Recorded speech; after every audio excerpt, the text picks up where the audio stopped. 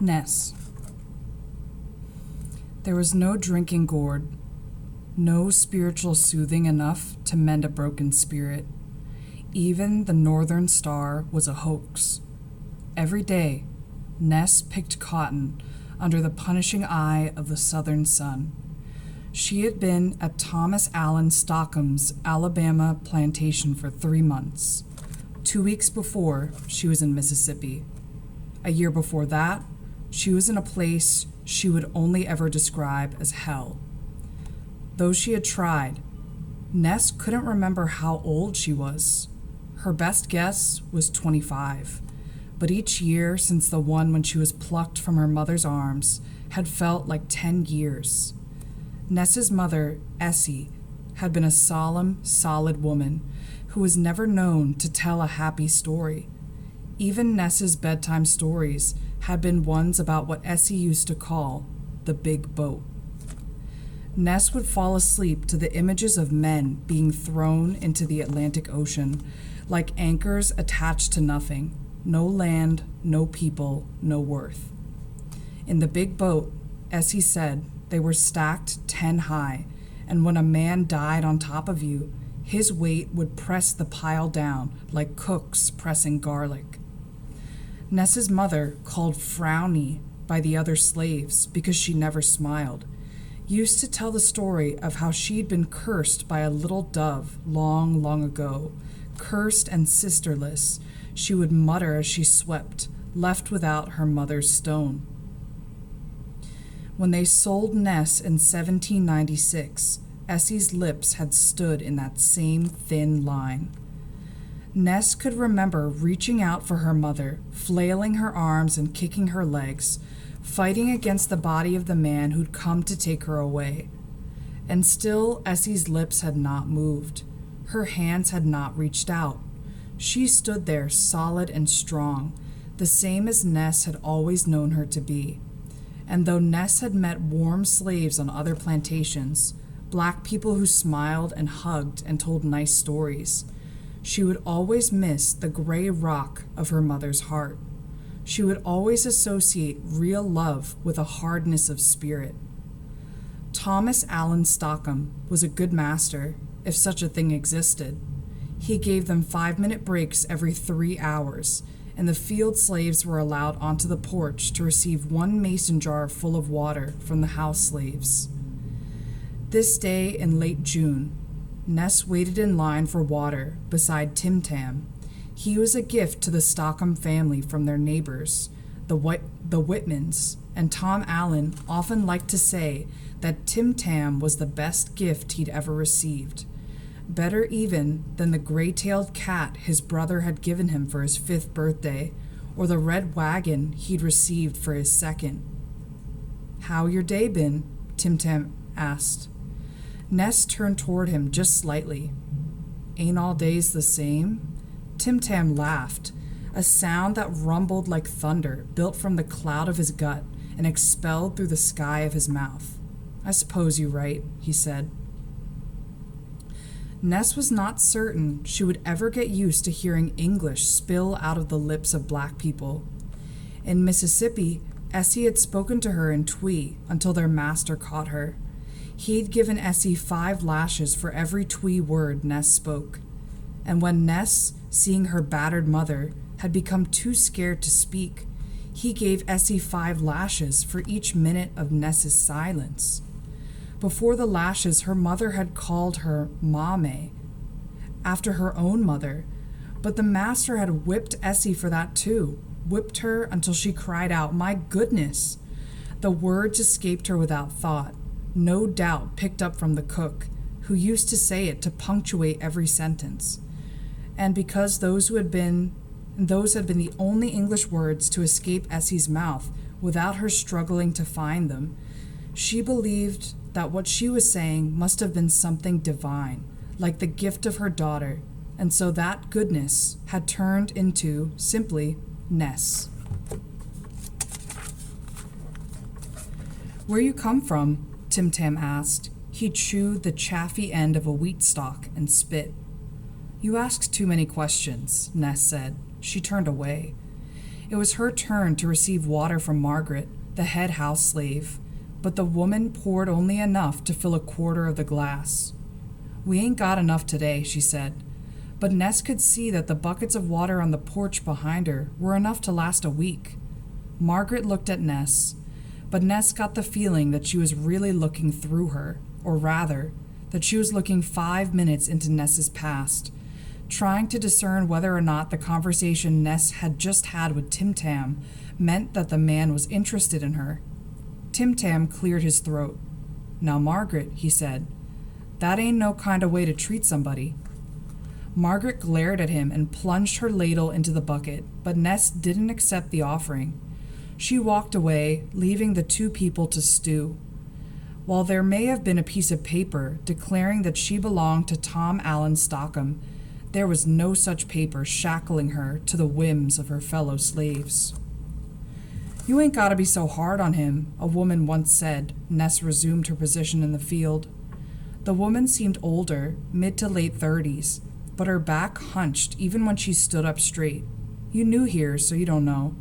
Tim Tam done lost his woman long while ago, and he been taking care of little Pinky by hisself ever since." Ness looked at the woman. She tried to smile, but she had been born during the years of Essie's unsmiling, and she had never learned how to do it quite right. The corners of her lips always seemed to twitch upward unwillingly, then fall within milliseconds, as though attached to that sadness that had once anchored her own mother's heart. "Ain't we all done lost someone?" Ness asked. Ness was too pretty to be a field. That's what Tom Allen said to her the day he'd taken her back to his plantation. He'd bought her on good faith from a friend of his in Jackson, Mississippi, who said she was one of the best field hands he'd ever seen, but to make quite sure to only use her in the field. Seeing her light-skinned with kinked hair that raced down her back in search of her round shelf of buttocks, Tom Allen thought his friend must have made some kind of mistake. He pulled out the little outfit he liked for his house to wear, a white button-down with a boat neckline and cap sleeves, a long black skirt attached to a little black apron. He'd had Margaret take Ness into the back room so that she could change into it, and Ness had done what she was told. Margaret, seeing Ness all done up, clutched her hand to her heart and told Ness to wait there. Ness had to press her ear to the wall to hear what Margaret said. "She ain't fit for the house," Margaret told Tom Allen. "Well, let me see her, Margaret. I'm sure I can decide for myself whether or not somebody's fit to work in my own house. Now, can't I?" "Yes, sir," Margaret said. "I reckon you is, but it ain't something you gonna want to see, is what I'm saying." Tom Allen laughed. His wife Susan came into the room and asked what all the fuss was about. "Why, Margaret's got our new locked up in the back and won't let us see her. Stop this nonsense now and go fetch her here." If Susan was like any of the other masters' wives, she must have known that her husband's bringing a new into the house meant she had better pay attention. In this and every other southern county, men's eyes and other body parts had been known to wander. "Yes, Margaret, bring the girl so we can see. Don't be silly about it." Margaret shrugged her shoulders and went back to the room, and Ness pulled her ear from the wall. "Well, you best come out," was all Margaret said, and so Ness did. She walked out to her audience of two, her shoulders bared, as well as the bottom halves of her calves, and when Susan Stockham saw her, she fainted outright. It was all Tom Allen could do to catch his wife while shouting at Margaret to go change Ness at once. Margaret rushed her into the back room and left in search of field clothes, and Ness stood in the center of that room, running her hands along her body, reveling in her ugly nakedness. She knew it was the intricate scars on her bare shoulders that had alarmed them all. But the scars weren't just there. No, her scarred skin was like another body in and of itself, shaped like a man hugging her from behind, with his arms hanging around her neck. They went up from her breast, rounded the hills of her shoulders, and traveled the full, proud length of her back. They licked the top of her buttocks before trailing away into nothing. Ness's skin was no longer skin, really. more like the ghost of her past made seeable, physical. She didn't mind the reminder. Margaret came back in the room with a headscarf, a brown top that covered the shoulders, a red skirt that went all the way to the floor. She watched Ness put them on. "It a shame, really. For a second, I thought you might have been prettier than me." She clucked her tongue twice and left the room. And so Ness worked in the field. It was not new to her. In hell, she'd worked the land too. In hell, the sun scorched cotton so hot it almost burned the palms of your hands to touch it. Holding those small white puffs almost felt like holding fire, but God forbid you let one drop. The devil was always watching. Hell was where she had learned to be a good field hand, and the skill had carried her all the way to Tuscumbia. It was her second month at the Stockham plantation. She lived in one of the women's cabins, but she had made no friends. Everyone knew her as the woman who had snubbed Tim Tam, and the ladies, angry when they thought that she was the object of his desire, and even angrier when they realized she didn't want to be that object, treated her as though she were little more than a strong wind, an annoyance that you could still push through. In the mornings, Ness prepared her pail to take out to the field with her. Cornmeal cakes, a bit of salt pork, and, if she was lucky, some greens. In hell, she had learned to eat standing up, picking cotton with her right hand, shoveling food in with her left. It wasn't something she was required to do here at Tom Allen's, work while eating. But she didn't know any other way. "Look like she thinks she better than us," one woman called, just loudly enough so Ness could hear. "Tom Allen sure gonna think so," another said. "Nuh-uh, Tom Allen ain't paid her no mind since she got kicked out the big house," the first one said. Ness had learned how to tune the voices out. She tried to remember the twee that Essie used to speak to her, tried to still her mind until all that was left was the thin, stern line of her mother's lips. Lips that used to usher out words of love in a tongue that Ness could no longer quite grasp. Phrases and words would come to her, mismatched or lopsided, wrong. She worked all day like this, listening to the sounds of the South. The insistent buzz of mosquitoes, that screech of cicadas, the hum of slave gossip. At night, she would return to her quarters, beat out her pallet until dust billowed from it, wrapping around her like a hug. She would set it back down again and wait for a sleep that rarely came, trying her best to still the harrowing images that danced behind her closed eyelids. It was on a night like this, just when she had snapped her pallet into the air, that the pounding started, fists beating against the door of the women's cabin in a steady, urgent rhythm. "Please," a voice called, "please help us." A woman named Mavis opened the door. Tim Tam stood there cradling his daughter, Pinky, in his arms. He pushed into the room, his voice choked, though there were no tears in his eyes. "I think she got what her mama had," he said. The women cleared a spot for the girl, and Tim Tam set her down before he started to pace. "Oh Lord, oh Lord, oh Lord," he cried. "You best go fetch Tom Allen so's he can get the doctor," Ruthie said. "Doctor ain't helped last time," Tim Tam said. Ness stood behind a row of women, their shoulders squared as if headed into battle. She pushed her way through to the center to catch a glimpse of the child. Pinky was small and sharp-edged, as though her body were built from sticks with no bend to them. Her hair was tied up in two big puffs. The whole time the women were watching her, she made no noise save for a quick intake of breath. "Ain't nothing wrong with her," Ness said.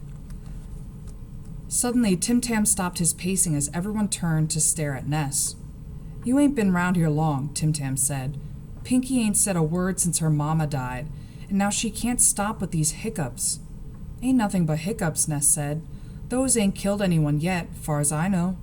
She looked around at all the women shaking their heads at her disapprovingly, but she couldn't tell what she had done wrong.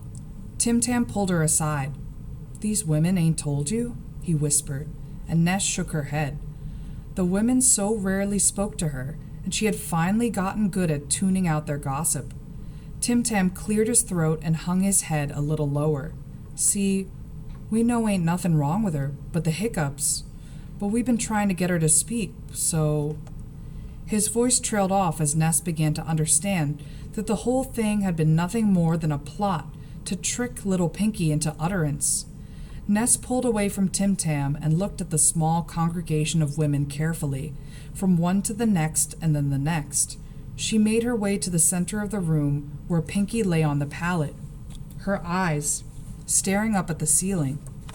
The girl turned her eyes toward Ness and hiccuped once more.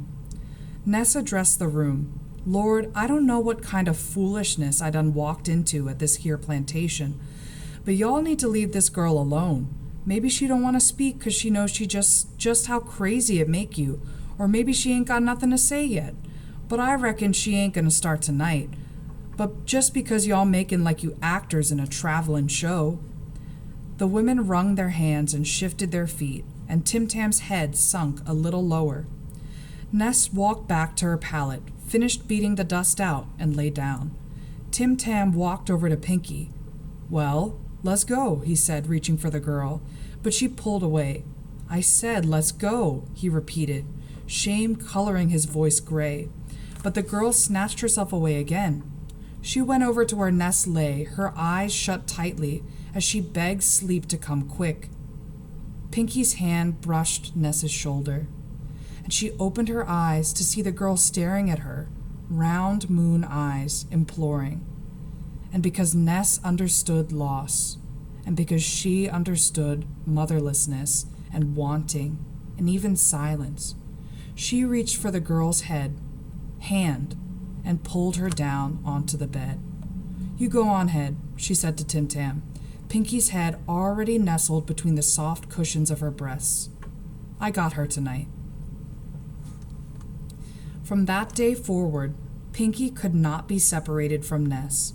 She had even moved from the other women's cabin into Ness's. She slept with Ness, ate with Ness, took walks with Ness, and cooked with Ness. Still, she didn't speak, and Ness never asked her to, knowing full well that Pinky would speak when she had something to say, laugh when something was truly funny. For her part, Ness, who had not known how much she missed company, took comfort in the girl's quiet presence. Pinky was the water girl.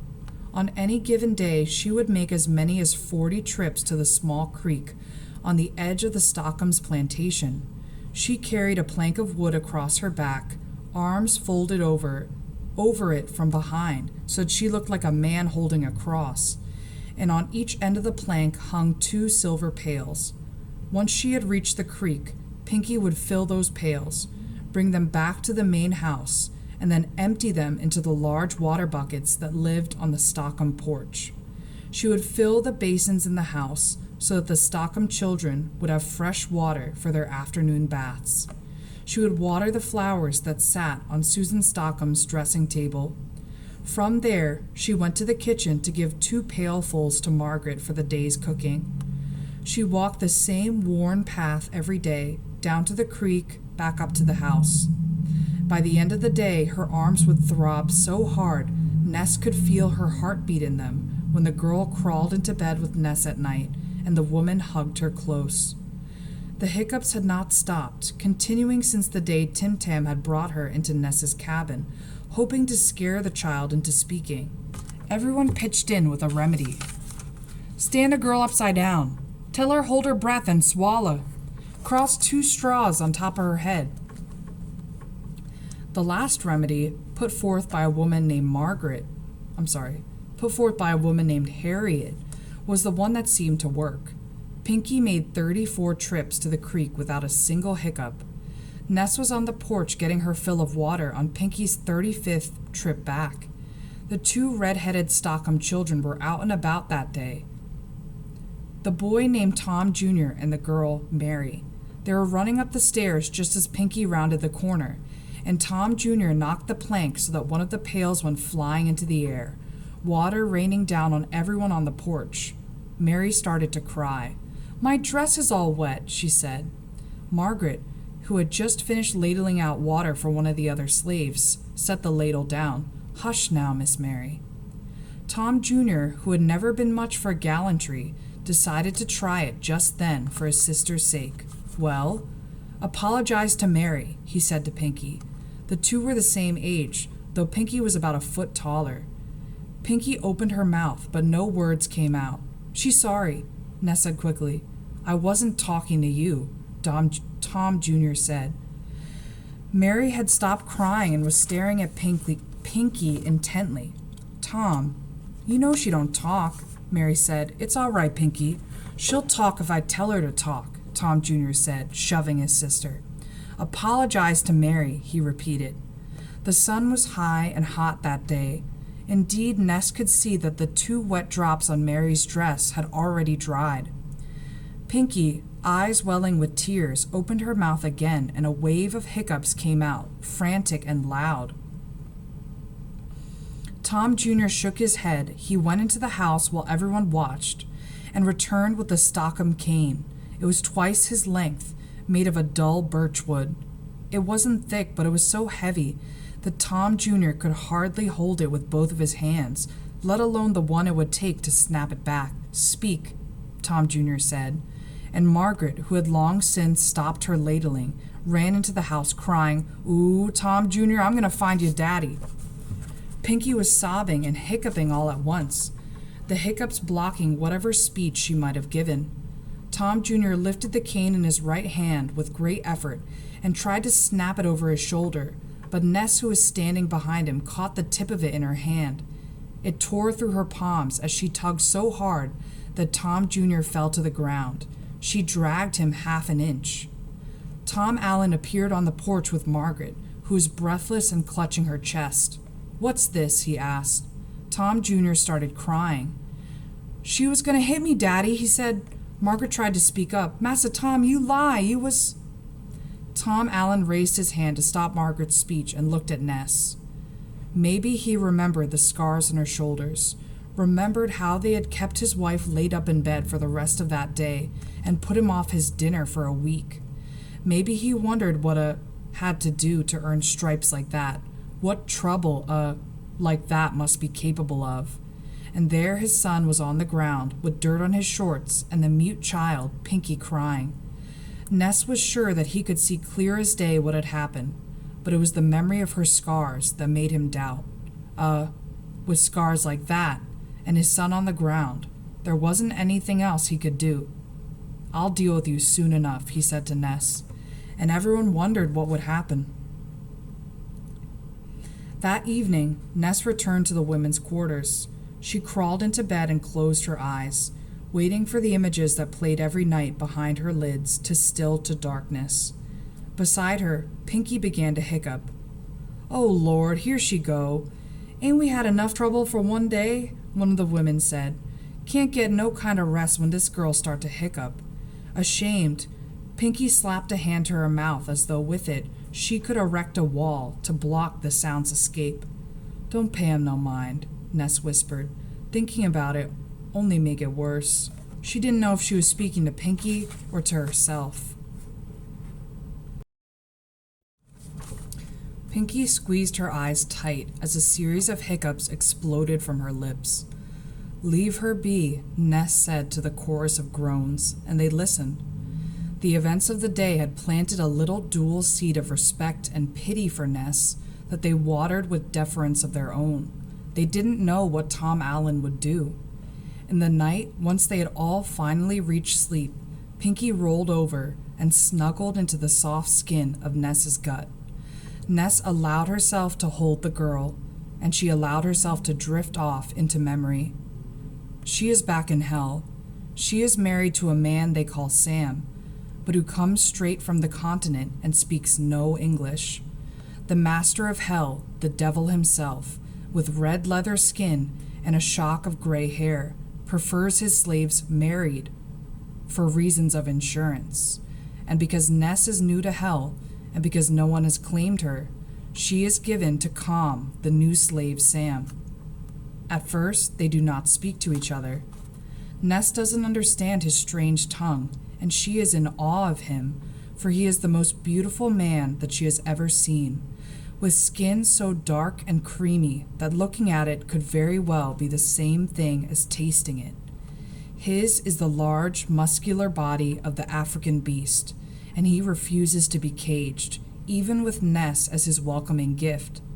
Ness knows that the devil must have paid a great deal of money for him, and therefore expects hard work, but nothing anyone does seems to tame him. On his first day, he fights with another slave, spits on the overseer, and is stood on a platform and whipped in front of everyone until the blood on the ground is high enough to bathe a baby. Sam refuses to learn English. Each night, in retribution for his still black tongue, the devil sends him back to their marriage bed with lashes that are reopened as soon as they heal. One night, enraged, Sam destroys the slave quarters. Their room is savaged from wall to wall, and when the devil hears of the destruction, he comes to serve punishment. I did it, Ness says. She has spent the night hidden in the left corner of the room, watching this man she's been told is her husband become the animal he's been told that he is. The devil shows no mercy, even though he knows she is lying. Even though Sam tries time and again to accept the blame, she is beaten until the whip snaps off her back like pulled taffy, and then she is kicked to the ground. When he leaves, Sam is crying, and Ness is barely conscious. Sam's words come out in a thick and feverish prayer, and Ness can't understand what he's saying. He picks her up gingerly and places her on their pallet. He leaves the house in search of the herbal doctor 5 miles away, who comes back with the roots and leaves and salves that are smeared into Ness's back as she slips in and out of consciousness. It is the first night that Sam sleeps in the cot with her, and in the morning, when she wakes to fresh pain and festered sores, she finds him sitting at her feet, peering at her face with his big, tired eyes. "I'm sorry," he says. They are the first English words he ever speaks to her, to anyone. That week, they work side by side in the fields, and the devil, though watchful, does not act against them. In the evenings, they return to their bed, but they sleep on opposite sides of it, never touching. Some nights they fear that the devil is watching them as they lie, and those are the nights Sam hugs her body to his, waiting for the metronome of fear that keeps her heart's drumbeat moving quickly to slow. His vocabulary had grown to include her name and his, "Don't worry," and "quiet." In a month, he will learn love. In a month, once the wounds on both of their backs have hardened to scars, they finally consummate their marriage. He picks her up so easily, she thinks she must have turned into one of the rag dolls she makes for the children to play with. She has never been with a man before, but she imagines that Sam is not a man. For her, he has become something much larger than a man, the Tower of Babel itself, so close to God that it must be toppled. He runs his hands along her scabby back, and she does the same along his. And as they work together, clutching each other, some scars reopen. They are both bleeding now, both bride and bridegroom, in this unholy, holy union. Breath leaves his mouth and enters hers, and they lie together until the roosters crow, until it's time to return to the fields. Ness awoke to Pinky's finger poking her shoulder. "Ness, Ness," she spoke. Ness turned to face the girl, trying to hide her surprise. "Was you having a bad dream?" she asked. "No," Ness said. "It looked like you was having a bad dream," the girl said, disappointed, because when she was lucky, Ness told her stories. "It was bad," Ness replied, "but it wasn't no dream." Morning announced its presence through the rooster's cries, and the women in the slave quarters readied themselves for the day, all the while whispering about Ness's fate. No one had ever seen Tom Allen do a public whipping before, not like the ones they saw or experienced at other plantations. Their master had a river for a stomach, and he hated the sight of blood. No, when Tom Allen wished to punish one of his slaves, he did it in private, somewhere he could close his eyes during, lie down after. But this seemed different. Ness was one of the few slaves that he had ever publicly berated, and she knew that she had embarrassed him, what with his own child lying in the dirt while Pinky stood silent and unscathed. Ness returned to the same row of field that she was in the day before as everyone stared. It was rumored that Tom Allen's plantation stretched longer than any of the other small plantations in the county, and to finish picking one row of cotton took 2 good days. Without warning, Tim Tam was back behind Ness. He touched her shoulder and she turned. "They told me Pinky spoke yesterday. I suppose I should say thank you for that, and for the other thing." Ness looked at him and realized that every time she'd ever seen the man, he was chewing on something, his mouth always working its way around in a circle. "You ain't gotta do nothing," Ness said, bending again. Tim Tam looked up to check if Tom Allen had arrived on the front porch yet. "Well, I'm grateful anyway," he said, and he sounded it. When Ness turned her face up, she saw that he was grinning again, his wide lips pulling back to make way for teeth. "I can talk to Massa Tom for you. He ain't gonna do nothing. I reckon I ain't needed anyone to fight my battles for me before. Don't see why I should start now," Ness said. "Now you go bother somebody else with your gratefulness. Margaret sure seemed like she'd be happy to take it." Tim Tam's face fell. He nodded at Ness and then returned to his own row. After a few minutes, Tom Allen arrived on the porch and peered out. Everyone looked at Ness from the corners of their eyes. She felt like she sometimes felt at night, in the dark and high mosquito season, where she could feel the presence of something ominous, but could not see the danger itself. She looked at Tom Allen, not more than a speck on the porch from where she stood in the field, and wondered how long it would take for him to act, if he would call her up this very morning or spend days letting it pass, making her wait. It was waiting that bothered her, that had always bothered her. She and Sam had spent so much time waiting. Ness had made Sam wait outside when she was in labor. She gave birth to Kojo during a strange southern winter. An unheard-of snow had blanketed the plantations for a full week, threatening the crops, angering the landowners, making the slaves' hands idle. Ness was holed up in the birthing room the night of the heaviest snowfall, and when the midwife finally arrived and opened the door, a cold wind moved through the room, bringing with it a flurry of snowflakes that melted on the tables and chairs and on Ness's stomach. Throughout her pregnancy, Kojo was the kind of baby who fought the walls of his mother's womb, and the journey out had been no different. Ness had screamed her throat raw, remembering with each push the stories the other slaves told about her own birth. They said Essie hadn't told anyone that Ness was coming. She'd just gone out behind a tree and squatted. They said a strange sound had preceded Ness's newborn wail, and for years Ness had listened to them argue about what that sound was. One slave thought it was the flutter of birds' wings. Another that it was a spirit come to help Ness out and then gone with a rumble.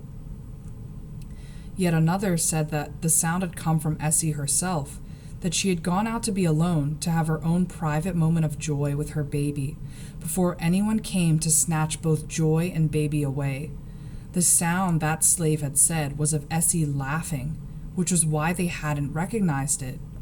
Ness couldn't imagine anyone laughing through a birth, until the midwife finally pulled Kojo out into the world, and her baby boy had wailed, louder than little lungs should have allowed him to wail, and Sam, who had been pacing outside in the snow, thanked his ancestors in Yoruba and waited for the chance to hold him.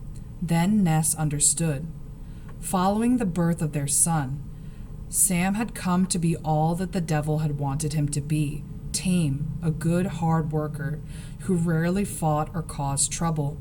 He would remember the way the devil had beaten Ness for his folly, and when he held Kojo, called Joe, for the first time, he'd promised himself that no harm would come to the boy on his account. Then Ness found Aku and told Sam that he would be able to keep that promise. Ness had been sitting in the back of the church on Easter Sunday, the only Sunday the devil allowed his slaves to walk the 15 miles to the Black Baptist church on the edge of town, waiting for the sermon to start. Without thinking, she began singing a little twee tune her mother used to sing sorrowfully on nights when the work of slavery was particularly grueling, when she had been beaten for supposed insolence or laziness or failure. The dove has failed. Oh, what to do? Make her to suffer, or you'll fail too. Ness didn't know what she was singing, for Essie had never taught her what the words of the song meant, but in the pew in front of her a woman turned and whispered something. "I'm sorry, I don't understand," Ness said. The words the woman spoke had been in her mother's tongue. "So you are an Ashanti, and you don't even know," the woman said. Her accent was still thick, like Essie's had been, gleaming with the lightness of the Gold Coast.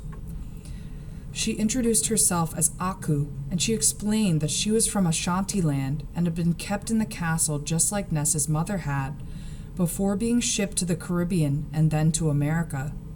"I know the way out," Aku said. The sermon was about to begin, and Ness knew she wouldn't have much time. Easter Sunday would not come again for another year, and by that time she or Aku or both could be sold, dead even.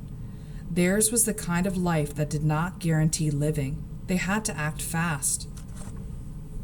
Aku talked softly, told Ness about how she had taken Akan people north to freedom many times, so many times that she had earned the twee nickname Niame Sa, Hand of God, of help.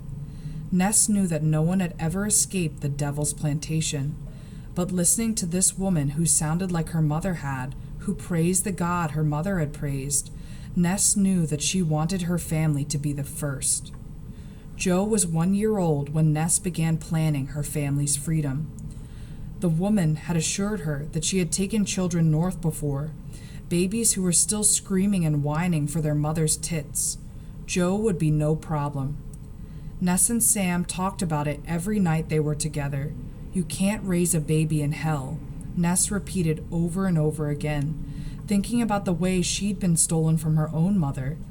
Who knew how long she'd have with her perfect child before he forgot the sound of her voice, the details of her face, the way she had forgotten Essie's. And when Sam finally agreed, they sent word to Aku, telling her that they were ready, that they would wait for her signal, an old twee song sung softly in the woods as though carried by windswept leaves. And so they waited, Ness and Sam and Kojo, working longer and harder in the fields than any of the other slaves, so that even the devil began to smile at the mention of their names. They waited out fall and then winter, listening for the sound that would tell them it was time, praying that they wouldn't be sold and separated before their chance came. They weren't, but Ness often wondered if it wouldn't have been better if they had been. The song came in the spring. So light, Ness thought that perhaps she had imagined it. But soon Sam was grabbing Joe in one arm and Ness in the other, and the three of them were out beyond the devil's land for the first time that they could remember. That first night they walked so long, so far, that the cracked soles of Ness's feet opened up. She bled on the leaves and hoped for rain so that the dogs that were surely coming wouldn't be able to catch her scent. When the sun came up, they climbed the trees. Ness hadn't done it since childhood, but the skill came back to her quickly. She wrapped Joe around her back with cloth and reached for the highest branch. When he cried, she smothered him against her chest. Sometimes after she had done this, he would get so still, she would worry, long for his cries, but they were all practicing stillness there. Stillness like the kind Essie used to talk about in the stories about the big boat. Stillness like death. Days passed this way, the four of them playing trees in the woods or grass in the fields. But soon Ness could feel a heat rising from the earth, and she knew the way a person knew air or love just by feeling that the devil was after them. "Would you take Kojo tonight?" Ness asked Aku while Sam and the boy had wandered off in search of water to drink. "Just for tonight. My back can't take much more of him." Aku nodded, giving her a strange look, but Ness knew what she wanted, and she wouldn't change her mind. That morning, the dogs came, their panting heavy and labored as their paws slapped against the tree where Ness hid. From afar there was a whistle, an old Dixie tune that lifted from the ground before the sound could be attached to a body. "I know you're here somewhere," the devil said, "and I'm glad to wait you out." In broken Twi, Ness called to Aku, who was further up in the distance holding baby Joe. "Don't come down, whatever you do," Ness said. The devil continued approaching, his hum low and patient. Ness knew he would wait there forever, and soon the baby would cry, need food. She looked over at the tree Sam was in and hoped he would forgive her for all that she was about to bring upon them, and then she climbed down the tree. She was on the ground before she realized that Sam had done the same. "Where's the boy?" the devil asked, while his men tied the two of them up. "Dead," Ness said. She hoped her eyes had that look in them, that look that mothers got sometimes when they came back from running, having killed their children to set them free. The devil raised one eyebrow and laughed a slow laugh. "It's a shame, really. I thought I might have had me some trustworthy. Just goes to show." He marched Ness and Sam back to hell. Once they got there, all of the slaves were called out to the whipping post. He stripped them both bare, tied Sam so tight he couldn't even wiggle his fingers, and made him watch as Ness earned the stripes that would make her too ugly to work in a house ever again. By the end of it, Ness was on the ground, dust covering her sores. She could not lift her head, so the devil lifted it for her. He made her watch. He made them all watch. The rope come out, the tree branch bend, the head snap free from body. And so this day, while Ness waited to see what punishment Tom Allen had in store for her, she couldn't help but remember that day, Sam's head tilted to the left and swinging. Pinky carried water up to the porch where Tom Allen sat, waiting. When the little girl turned back around, her eyes caught Ness's, but Ness didn't hold her gaze for long. She just continued to pick cotton. She thought of the act of cotton picking as she had since the day she saw Sam's head, like a prayer. With the bend, she said, "Lord, forgive me my sins." With the pluck, she said, "Deliver us from evil." And with the lift, she said, "And protect my son, wherever he may be."